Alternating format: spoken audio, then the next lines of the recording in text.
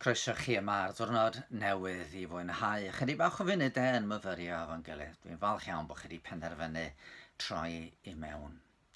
Rwan, pan oedd rhai o arweinwyr Cristnogol yn Lloegr yn ceisio gosod allan gwirioneddau mawr y Beibl yn yr ail ganrif ar 15, bydd ar nhw holi'r cwestiwn sylfaenol hwnnw.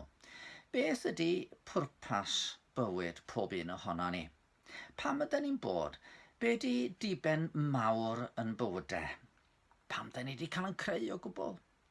A'r ateb ar nhw ddod iddo fo oedd mai diben pennaf dyn yw gogoneddu Duw a'i fwynhau yn dra gywydd. Fod ganddo ni bob math o bethau sydd angen i ni wneud yn ein bywydau. Rhaid ennill yn tamed i fedru byw, rhaid gofalu am y plant, mewn amser rhaid gofalu am yn rhieni ac yn y blaen. Wel, ac wrth gwrs, mae yna bethau eraill. Mae'n gwbl gyfreithlon i ni i'w cyflawni neu ceisio. Mae yna ddiddordebau i'w dilyn. Sgiliau i'w meistroli, llefydd i fynd i'w gweld ac yn y blaen. Eto, mae'r diwynyddion yma oedd wedi ymgasglu efo'i gilydd wedi dod i gredu uwchlaw pob dim arall. Mae ganddo ni rhywbeth mwy dylen ni fod yn gosod yn bryd ar ei gyflawni. Rywsut, trwy yn bywydau, da ni fod gwneud i Dduw ymddangos yn fawr ac yn ogoneddus, ac ochr yn ochr â hynny, da ni fod i fwynhau o. Rwan, mae'r rhan gyntaf, efallai'n haws i ni i'w ddeall yn tydi. Da ni'n gogoneddu Duw trwy siarad yn dda amdano fo, meddwl yn dda amdano fo. Da ni yn ogoneddu fo trwy wrando arno ac yfyddhau i'w orchmynion. Trwy'r ffordd da ni'n byw, trwy'r cyfeiriad mae'n bywyd yn mynd iddo. Rydyn ni'n dangos fod Duw yn dda, ei orchmynion yn resymol, yn llesol ac yn fendithiol. Maen nhw'n resymol am ei bod nhw wedi gosod ar ein cyfer ni i ni fedru byw yn ddedwydd. Pan o'n i'n fach, mi oedd dad weithiau'n prynu rhyw fodel i mi i'w adeiladu. Rhyw git bach plastig o awyren neu gwch neu rhywbeth tebyg. A bob amser oedd dad yn dweud wrthai, read the maker's instructions. Dyna sut fyddwn ni'n gwybod pa ddarn fyddai'n mynd i ble a mi fyddai'r model yn troi allan yn edrych ac yn gweithio yn iawn. Ydyn modd wrth goginio, rwan dwi'n cyfaddau, dwi ddim yn un arbennig am baratoi bwyd. Dwi wedi cael ymendithio â gwraig sy'n gogyddus arbennig iawn. Felly, dwi ddim yn aml yn gwisgo ffedog yn y gegin i baratoi bwyd. Ond os ydw i'n gorfod gwneud, yr unig obaith sy gen i o gynhyrchu rhywbeth bwytadwy ydy cael y llyfr sait allan a dilyn y cyfarwyddiadau yn ofalus. Neu gwrando ar Gwenan wrth iddi hi sy'n gwybod be mae'n wneud roed instructions i mi. Felly mae'n crewr wedi rhoi cyfarwyddiadau i ni i fedru byw yn ddedwydd, i garu fo fan holl galon, caru'n cydyn fel ni'n hynny, dyna grynhoad Iesu o'r gorchmynion. A gwrth i dilyn nhw, be da ni'n neud? Da ni'n cydnabod mae Duw sy'n gwybod orau. Da ni hefyd yn ogoneddu fo wrth fyfyrio yn ei air, dysgu am ei fawredd, ei natur a'i ogoniant, a siarad efo'n gilydd am ei ffyrdd. Ei ffyrdd efo ni mewn rhagluniaeth, ei ffyrdd efo ni ym mhob maes o fywyd, a da ni'n gallu ogoneddu fo fel yna. Ond beth am yr ail ran o'r hyn ddydodd diwynyddion Westminster? I fwynhau o. Sut da ni'n gwneud hynny? Fel y dwedais ddoe, mi ges i mhen blwydd, ac ar ymhen blwydd mi ges i anrhegion. Mi ges i rhywbeth i wisgo. Mi ges i rhywbeth i fwyta a'i yfed. Mi ges i lyfr dwi wedi bod yn disgwyl i gael ers rhai misoedd, ac wrth gwrs mi fyddai yn mwynhau'r rhoddion hynny i gyd.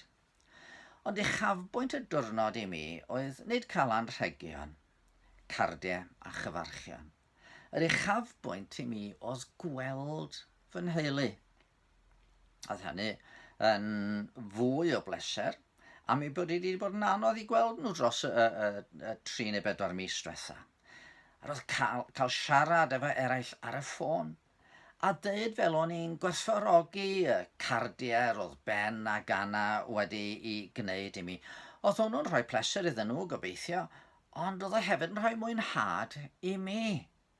Nid y rhoddion, ond y rhoddwyr oedd yn cyfri. A dyna chi ddarlun o sut mae mwynhau Duw. Mae mor hawdd mwynhau i roddion heb feddwl am y rhoddwr mawr. Mae dweud wrth Dduw yn bod ni'n gwerthfawrogi'r hyn mae'n ei roi i ni yn ffordd o ogoneddu. Heddiw mae wedi rhoi glaws yn dyfrhau'r ddeiar, yn dyfrhau'r ardd i arbed i mi o'r mynd allan i gwneud hynny. Mae wedi rhoi'r haul hefyd i oleio yn dyddiau ni a mae'r golen ddigon cryf i dreiddio drwy'r cymylau llwyd sy'n dod ar glaw. Mae cyfrif yn bendithion ac yna diolch i'r bendithiwr yn rhoi mwynhad i ni. Mae'n gwneud y mwynhad yn gyflawn rywsut. A rhodd fawr wrth gwrs ydy bod ni wedi cael cymod efo Duw. Er ein ni i wadio, crwydro i ffyrdd o a'i fradychu o dro ar ôl tro. Os da ni heddiw wedi profi gras yn haraglwydd Iesu, da ni'n gwybod fod yn beiau wedi i maddau a nynau wedi cael yn mabwysiadu'n blant iddo. Wel, mae hynny yn rhoi'r berthynas yn ni sy'n golygu bod ni'n gallu mwynhau i gwmni. Nid fel perthynas efo postmon sydd yn dod â chardiau chyfarchion, nid perthynas fel perthynas efo Amazon sy'n danfon y nwyddau i'n cartref, ond perthynas tad a'i blentyn. Bore ddoe mi ddaru'r 2 wyres fach ddod i'n tu ni. 2 wyres sydd wedi i mabwysiadu ydyn nhw. A phan welodd un ohonyn nhw fi yn dod trwy'r rws, dyma'n rhedeg atai gan ddisgwyl i mi i chodi yn ei breichiau. Dyna'r hyn oedd yn gadael i mi wybod i bod yn falch o fy ngweld i. Ac wrth i ni redeg i freichiau Duw, yna mae o'n gwybod yn bod ni am fwynhau i gwmni. A dyna'r ffordd mae'n cael y gogoniant mwyaf. Wrth i ni ddeud mae fod i'r un da ni'n garu uwchlaw pawb arall, ac wrth i ni dreulio amser yn ei gwmni. Gadwch chi ni weddio. O arglwydd yn Duw. Da ni yn dod gyda dyfrondi bore yma unwaith eto'n rhyfeddu. Da ni'n gwybod y fod ti'n ogoneddus ydy hwn ti'n dychymyg ni. Da ni'n ymwybodol bod y seraffiad yn cuddio i wynebau wrth iddyn nhw daddolid i am eu bod nhw methu rywsut edrych i ganol y disgleirdeb sydd yno ti. Ond o Dduw, da ni hefyd yn gwybod yn bod ni dro ar ôl tro wedi danghofio di. Wedi troi ffwrdd, da ni'n mynheiddu perthynas efo ti. Ond yn dy ras, wyt ti wedi danfod y fab, yr arglwydd Iesu, i'n byd. A hwnnw wedi gwneud perthynas yn bosib trwy gymryd yn beiau ei hunan. O, da ni'n diolch dy fod ti wedi'n caru ni.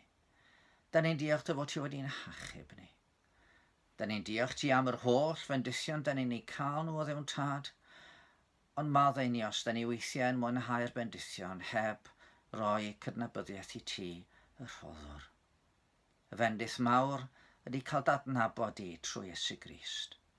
O arglwydd, derbyn yn diolch am dy drigaredd. Derbyn yn diolch am yn tynnu ni fewn i dy deulu di, am yn mabwysiadu ni. A gad i ni heddiw trwy'r dydd fod yn ymwybodol o dy gwmni a bod ni yn dy ogoneddu di, ond hefyd yn dy fwynhau di heddiw. Amen. Wel, os fydd Dyw'n caniatáu yna mi fyddai yma bore unwaith eto. Dan eich bendith.